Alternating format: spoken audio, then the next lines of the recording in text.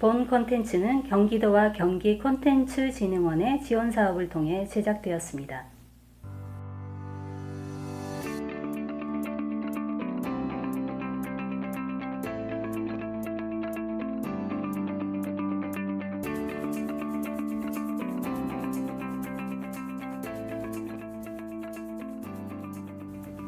이 프로그램은 라디오를 통해 우리 동네 구석구석에 각자의 삶을 살아가는 시민들을 찾아가 이야기 나눠보는 시간으로 만들어갑니다.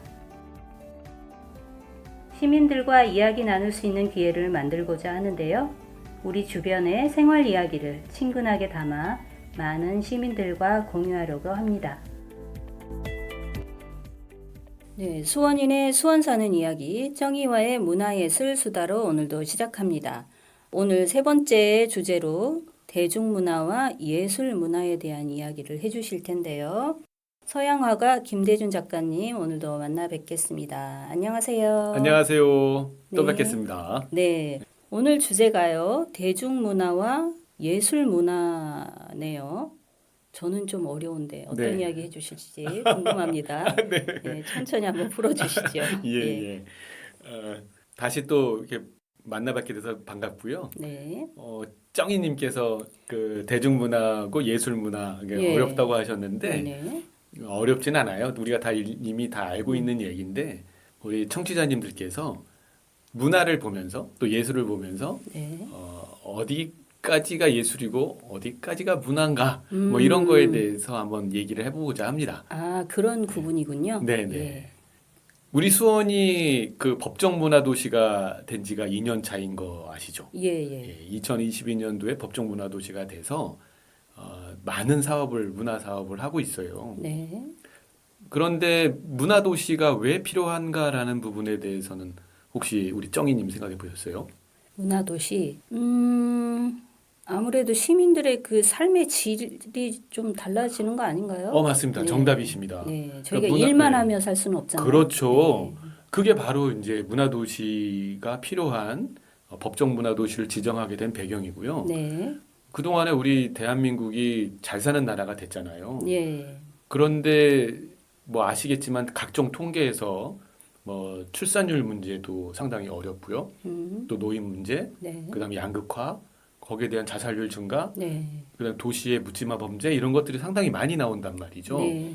이런 것들은 못 살아서 나오는 문제가 아니거든요. 그렇죠. 이 문화가 어떻게 만들어지고 우리 도시 문화에서 도시인들이 어떻게 행복한 삶을 살 수 있느냐에 대한 부분은 사실 예술 문화, 문화에 대한 그런 자긍심과 또 내지는 그것을 문화를 내가 생활 속에서 심취했을 때, 문화를 내 것으로 만들었을 때, 예술을 내 것으로 만들 때 질이 높아진다라는 여러 가지의 어떤 학설과 또 경험에서 그런 문화 도시를 지향하는 것이거든요. 예.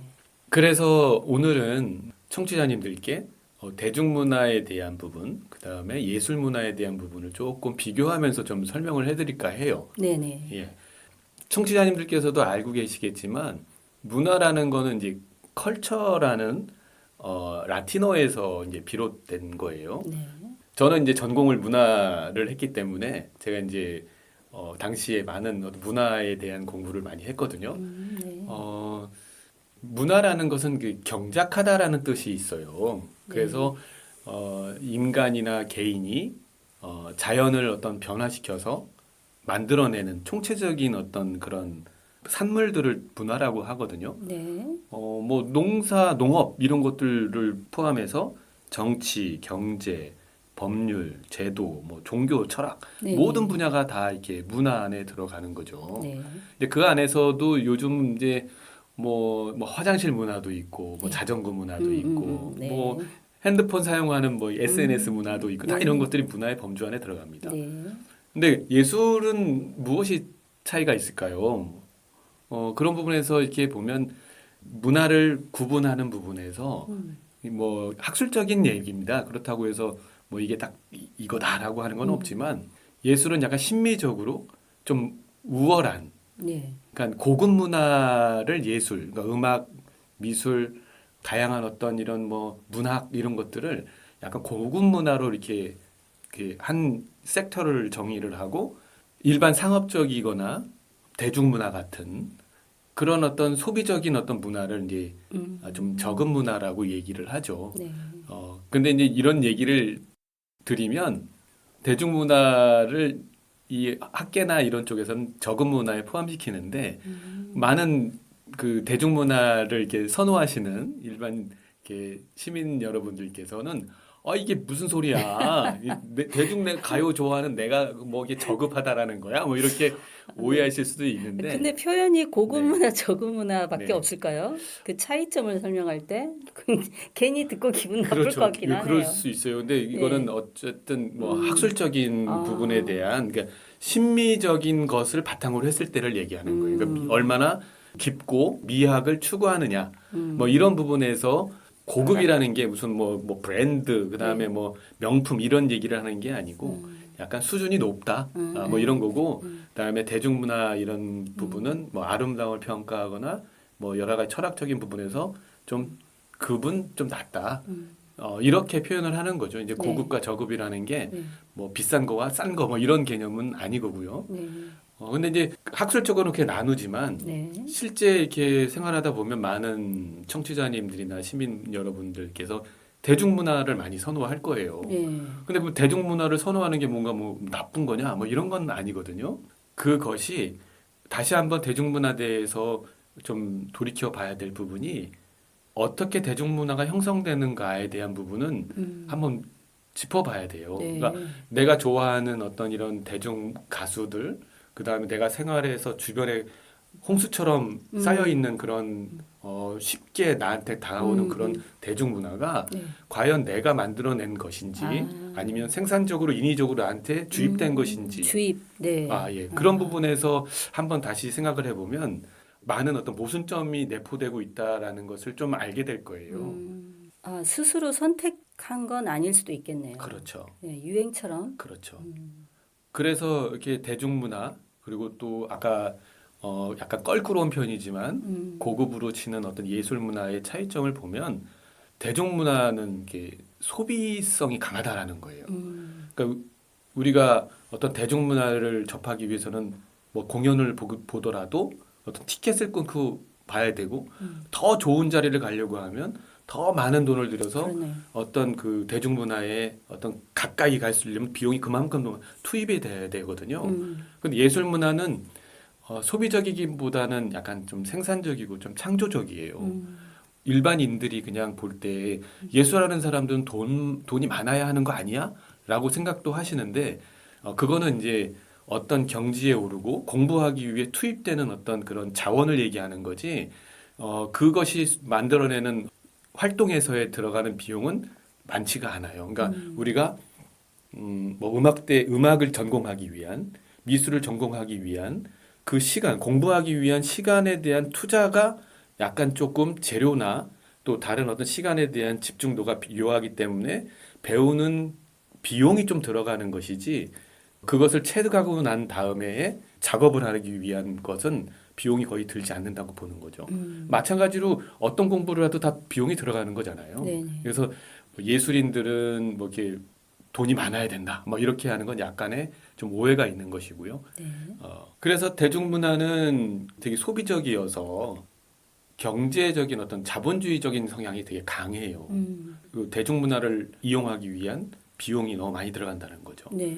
그리고 그 대중문화는 개인이 스스로 만들어내는 그런 문화도 요즘은 개인 SNS나 그런 소셜 네트워크가 잘 돼 있기 때문에 개인이 만들어내지만 이게 또 함정이 있어요. 예.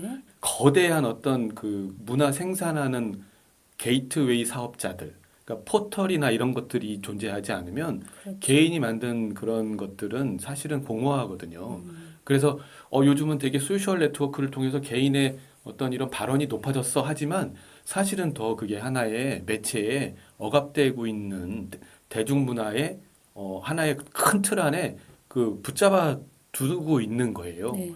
대중문화를 선도하는 모양은 거대 기업이 존재를 해요.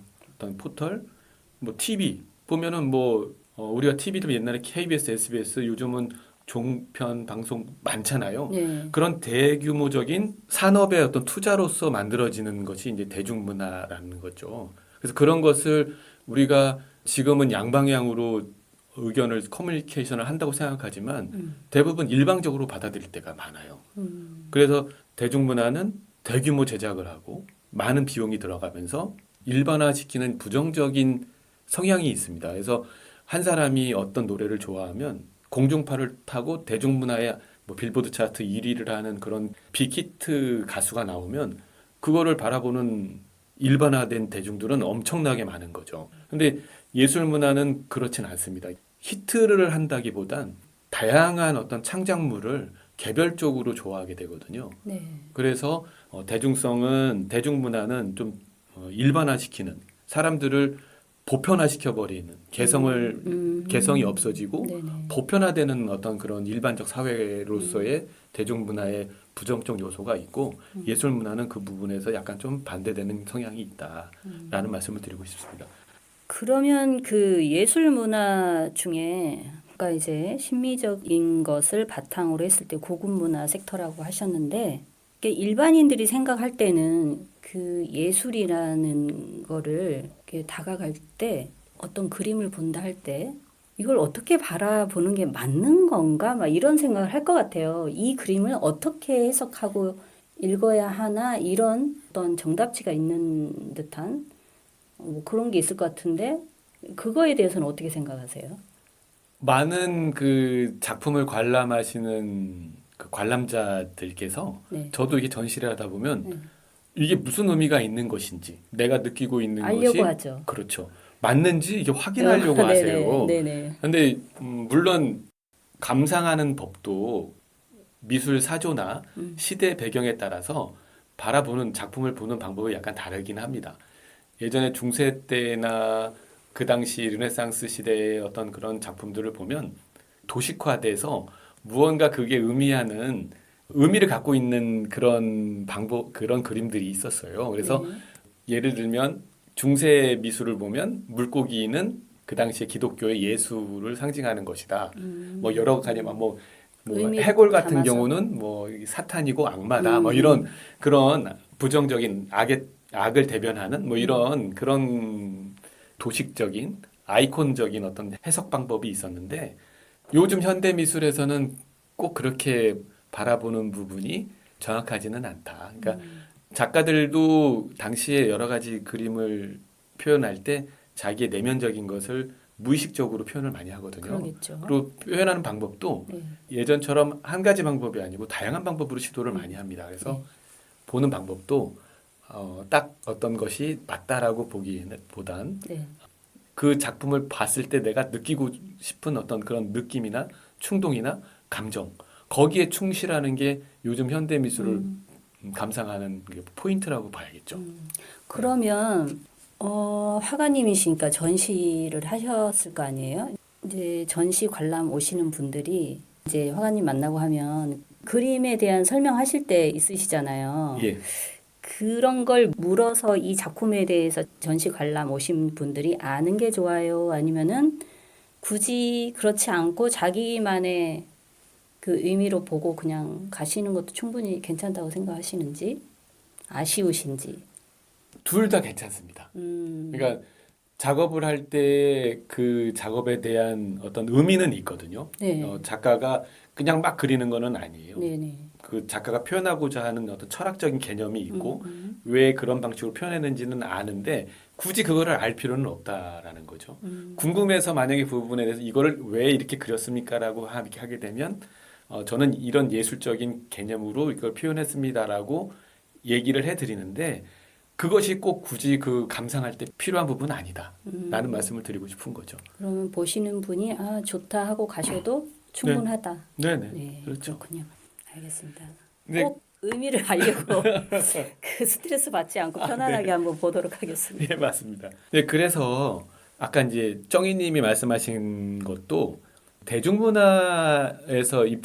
대중문화에서 바라보는 그런 시각은 어떻게 보면은 예술인들이 약간 좀 거부할 수 있는 그런 시선이에요. 그러니까 대중문화에서는 미술이라는 것은 이런 것이다라고 획일화시켜서 이렇게 공부를 시키거나 아니면은 뭐 어떤 내가 정보를 습득하는 어떤 채널을 통해서 대중문화에 익숙하신 분들은 내가 보는 정보가 그게 어느 것의 전체적인 일반화된 단면이다라고 생각하시는 경향이 많거든요. 그래서 어느 분이 예를 들어서 인상주의에 대한 그림을 이렇게 정보를 받고 대중문화적인 인식을 통해서 예술 작품을 보면 그런 인상주의적인 그림이 아닌 그림은 이제 그림이 아니라고 하는 그런 가치 판단이 네. 된다라는 거죠. 아, 그러니까 대중문화와 예술문화가 어느 것이 더 좋다라는 것보단 대중문화적인 습득 방법으로 이루어진 가치는 다양성을 인정하지 않는 게 문제인 거죠. 그래서 대중문화에 깊이 빠져 있는 가치관에서는 동질적일 때 같이 연대를 하고 네네. 그 다음에 아닌 건 이렇게 여러 가지로 이렇게 부정하거나 적대시하거나 이런 그럴 수 것들이 있겠네요. 이제 어떻게 보면은 대중문화 산업에서 음, 그 많은 어떤 이 대중문화 산업에 종사하는 그런 위에 있는 그런 보이지 않는 손 이런 사람들이 대중을 이렇게 현혹하는 방법이라고도 이제 얘기도 해요. 네.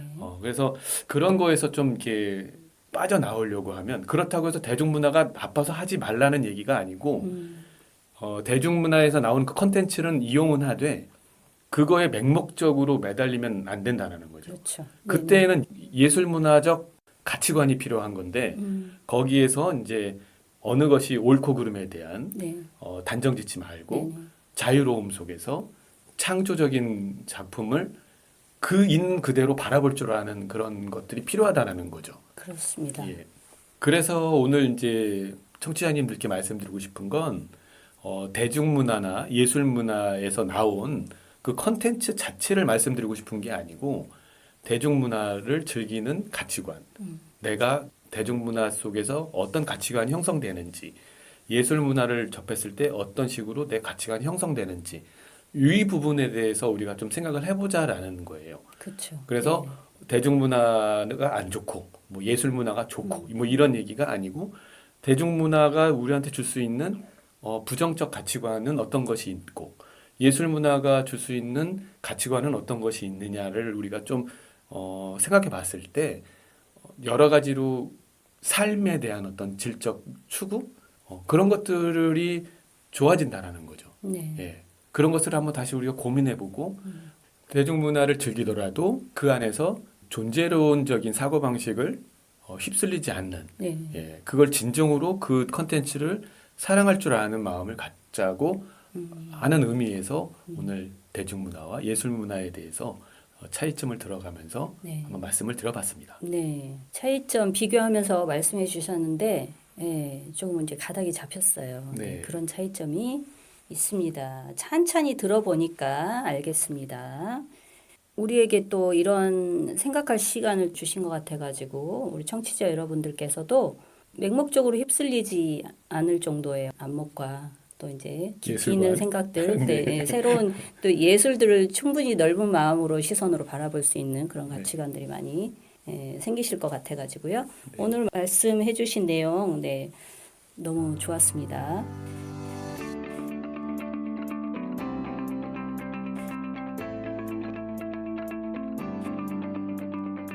오늘 세 번째 주제로 대중문화와 예술문화에 대한 이야기 해주셨는데요.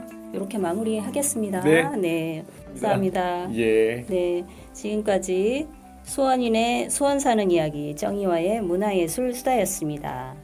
그럼 우리 다음을 또 기약하면서 인사 나눌게요. 여러분, 또 또 만나요. 만나요. 이 프로그램은 라디오를 통해 우리 동네 구석구석에 각자의 삶을 살아가는 시민들을 찾아가 이야기 나눠보는 시간으로 만들어갑니다. 시민들과 이야기 나눌 수 있는 기회를 만들고자 하는데요. 우리 주변의 생활 이야기를 친근하게 담아 시민들과 공유하려고 합니다. 본 콘텐츠는 경기도와 경기 콘텐츠진흥원의 지원 사업을 통해 제작되었습니다.